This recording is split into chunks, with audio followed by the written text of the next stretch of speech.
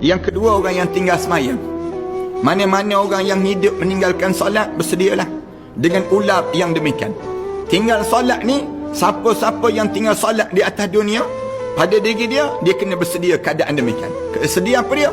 Dia akan berhadapan dengan ular yang besar, yang hitam, yang dalam keadaan yang keluar api daripada mulut dia, gigit tu badan dia, sengat tu badan dia tu, kemudian koyak-koyak badan dia, hancur lebur tu badan dia, sampai bila? Sampai hari kiamat. Tu yang pertama, orang yang tinggal solat. Yang kedua, orang yang buka aurat.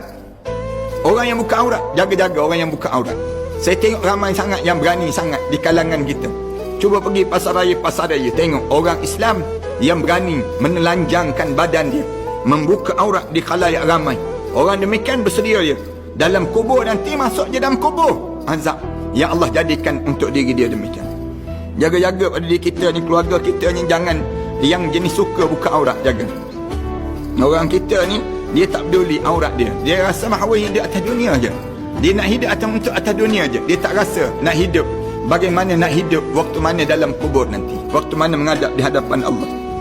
Kemudian disebut lagi daripada Aisyah disebut bahawa Rasulullah sallallahu alaihi wasallam sabda, akan dikirimkan pada orang kafir 2 ikan besar, satu melalui bahagian kepalanya dan yang lain melalui bahagian kedua kakinya.